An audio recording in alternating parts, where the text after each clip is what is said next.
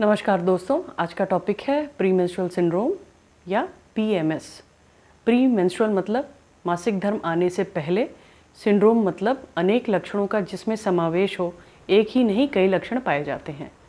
दो तरह के सिम्टम्स होते हैं यानी लक्षण, एक होता है शारीरिक यानी फिजिकल, दूसरा होता है इमोशनल यानी भावनात्मक।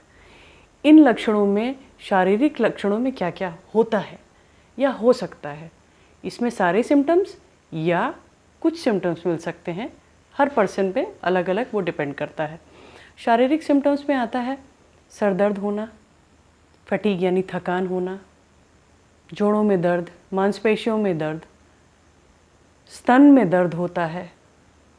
कुछ लोगों को मुहासे ज़्यादा होने लगते हैं, कुछ लोगों को कमर में दर्द होता है, कुछ लोगों को पेट में नीचे की तरफ दर्द होता है, कुछ लोगों को कब्ज़ होती है, कुछ लोगों को शरीर में सूजन हो जाती है जिसको कि ब्लोटिंग भी बोलते हैं।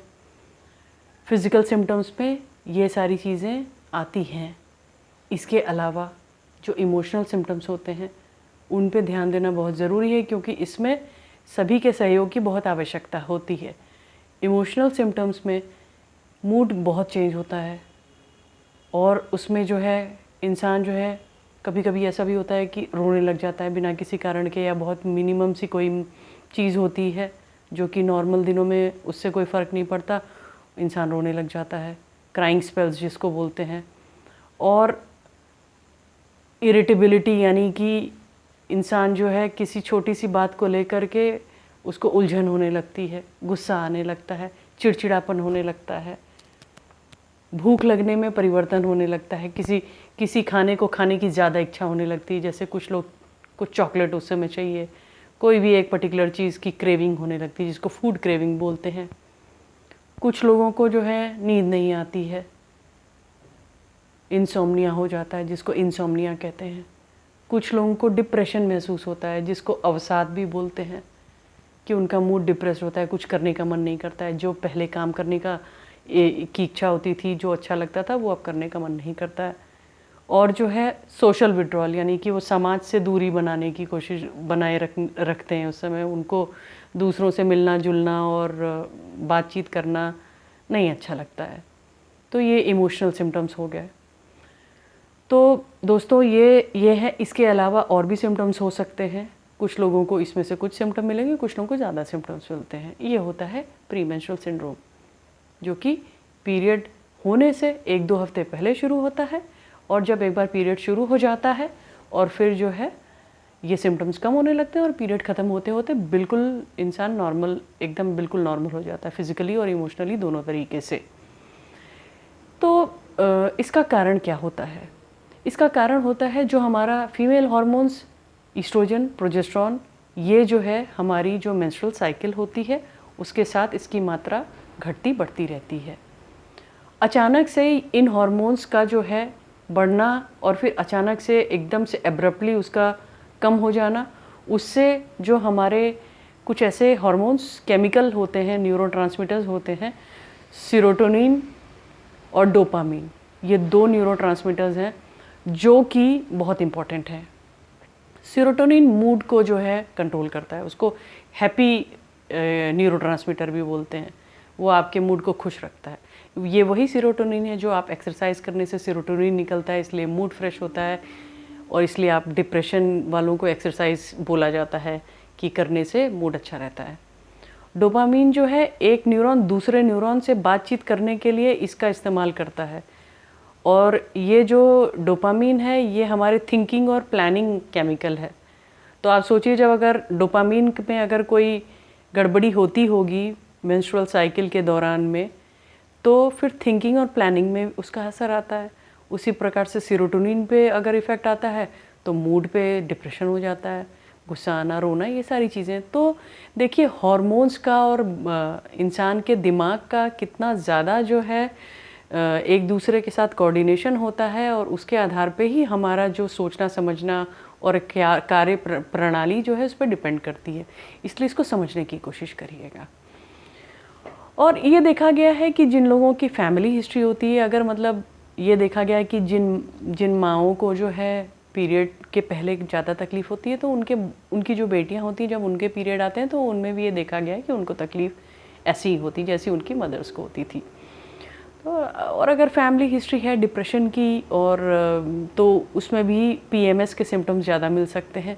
अगर फैमिली हिस्ट्री में कोई मूड डिसऑर्डर है तो उन लोगों को भी प्री मेंस्ट्रुअल सिंड्रोम जो है वो ज़्यादा जो है उनको परेशान कर सकता है। लेकिन इसकी सीवियरिटी एक औरत से दूसरी औरत के बीच में काफ़ी वेरी करती है। कुछ लोगों को एकदम माइल्ड सिम्टम्स होते हैं, कुछ लोगों को बिल्कुल सिम्टम्स नहीं होते हैं, और कुछ लोगों को इतने सिम्टम्स होते हैं कि वो बिल्कुल घर से नहीं निकल पाते हैं और उनको ऑफिस से या स्कूल से या अपने काम से ब्रेक लेना पड़ता है और दवाई लेनी पड़ती है। तो डायग्नोसिस इसकी यही सिम्टम्स के बेसिस पे है, कोई ऐसा लैब टेस्ट नहीं होता है कि इसके लिए डायग्नोस हो कि भाई ये पीएमएस है, ये नहीं है। बस ये है कि जो मरीज़ हैं वो अपनी एक डायरी मेंटेन कर सकते हैं और सिम्टम्स जब भी शुरू होते हैं पीरियड आने के 1-2 हफ्ते पहले से लिखना शुरू करें कि भाई आज उनको ये सिम्टम मिल रहे हैं, फिर नेक्स्ट डे ये मिल रहे हैं, फिर पीरियड आया, फिर उसके बाद कैसे कैसे रिजॉल्व किए।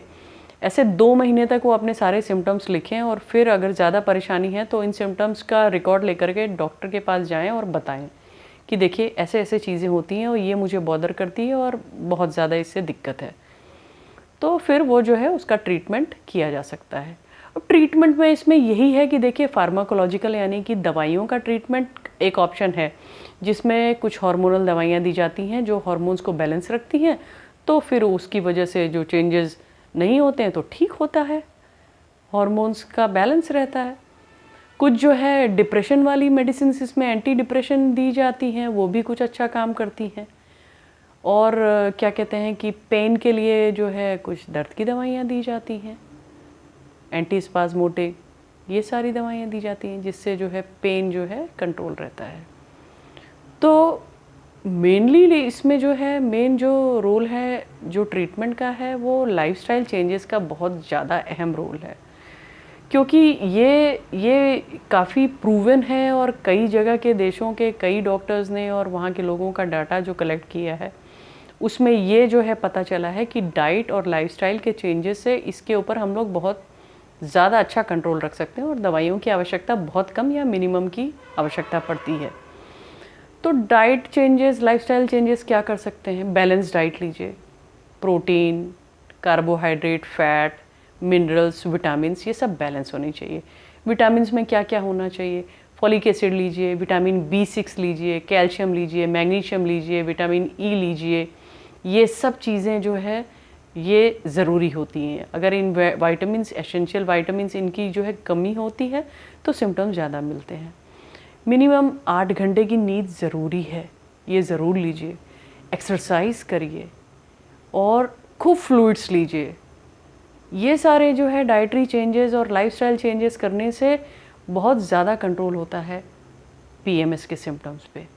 और क्या क्या चीज़ें अवॉइड करिए? देखिए, जब आपका प्री मेंस्ट्रुअल सिंड्रोम शुरू हो जाए तो आपको ज़्यादा नमक मत लीजिए, बहुत कम लीजिए। चीनी बहुत कम करिए। निकोटीन किसी भी तरह से मत लीजिए। कैफ़ीन कॉफ़ी में जो होता है मत लीजिए। अल्कोहल मत लीजिए। ये सारी चीज़ें पीएमएस के सिम्टम्स को बढ़ाती हैं। इन सब चीज़ों को बिल्कुल आप बंद कर दीजिए, उससे बहुत फ़र्क पड़ेगा। तो दोस्तों, ये हमने देखा है कि इन सारी चीज़ों का अगर हम ध्यान रखें और अपने फैमिली में कोऑपरेशन रहे, अगर आपको ज़्यादा सिम्टम्स मिलते हैं आप बताइए अपने घर में कि हमको ये पर्टिकुलर चीज़ है जो बॉदर करेगी, इसमें हमें आपका सहयोग चाहिए। और जब अगर आपको आवश्यक लगे आप डॉक्टर से ज़रूर मिलिए, शेयर करिए अपनी इन्फॉर्मेशन को और लोगों से, और ताकि उनको भी बेनिफिट मिले और उनको ये पता चले कि ये चीज़ें जो हैं ये लाइफस्टाइल चेंजेस से ठीक हो सकती हैं और जो नहीं हो सकती हैं उसके लिए डॉक्टर से अवश्य मिलिए। ठीक है दोस्तों, अगले टॉपिक पे फिर जल्दी मिलेंगे। तब तक के लिए नमस्कार, अपना ध्यान रखिएगा।